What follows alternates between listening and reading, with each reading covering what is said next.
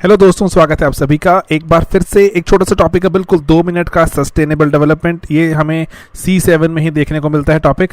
And otherwise इस पे देखो सस्टेनेबल डेवलपमेंट पे बहुत कुछ और लिख सकते हैं कहानी। तो यहाँ पे मैं आपको छोटा सा एक मॉडल दे रहा हूँ जो D.N. धनागरे ने अपनी बुक में ग्रोथ पे जस्टिस में दिया।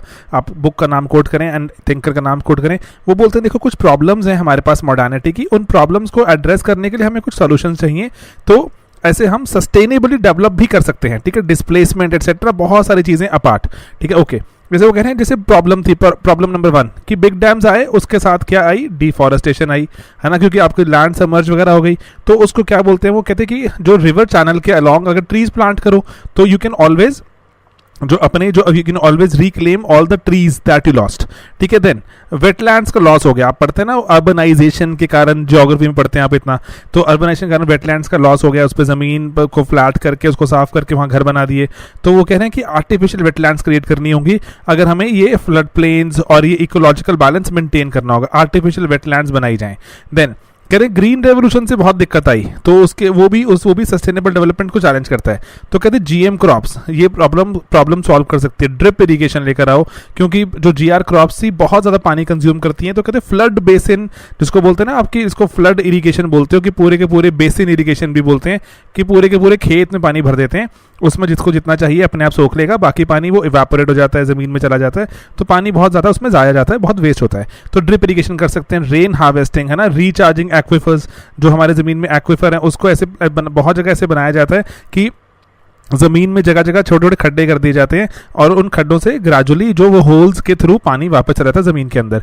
एंड मिक्स्ड क्रॉपिंग की जाए ताकि जो GR की मोनो क्रॉपिंग, ये वो सब जो इश्यूज हैं वो सभी सॉल्व हो सके।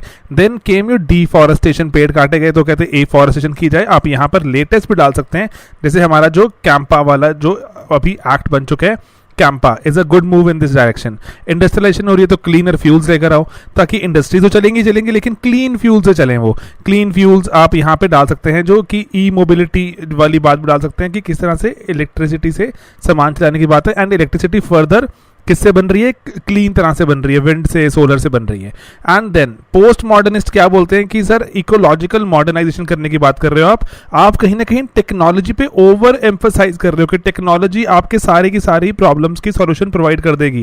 कहते प्रॉब्लम्स जो पहले सोल्यूशन प्रोवाइड करते करते ही तो इतनी सारी प्रॉब्लम्स आ गई अभी, तो कहते हैं आगे भी आप उस पर ओवर रिलायंट हो रहे हो, कहीं ना कहीं आप लाइफस्टाइल बदलने की बात नहीं करते। महात्मा गांधी जी ने भी कहा था कि लाइफस्टाइल नहीं बदलेगा तो ज़मीन के पास कुछ भी नहीं बचेगा हमें ऑफर करने के लिए, अगर हमने लाइफस्टाइल नहीं बदला तो। आप उसमें रीयूज, रिसाइकल, है ना, वो वाली बातें जो आप पढ़ते हो, वो reduce, reuse, recycle and reduce की कंजम्पशन भी रिड्यूस करनी ही होगी, इट इज़ अनसस्टेनेबल। तो रीयूज, रिसाइकल एंड रिड्यूस आप इसको पक्का डाल सकते हैं, तो ये कर सकते हैं। एंड देन वो क्या बोलते हैं, इसको वर्ड बहुत ही अच्छा, जैसे हमने यहाँ पे देखा, which is this word, it is known as what, technological anarchism, कि टेक्नोलॉजी की एनार्की है कि जो भी टेक्नोलॉजी, हर चीज का सोल्यूशन टेक्नोलॉजी में ढूंढने की ट्राई, तो वो कहते हैं एनार्की, ऐसा लगता है कि क्रेजीनेस हो गई है सब कुछ टेक्नोलॉजी में सोल्यूशन ढूंढने की।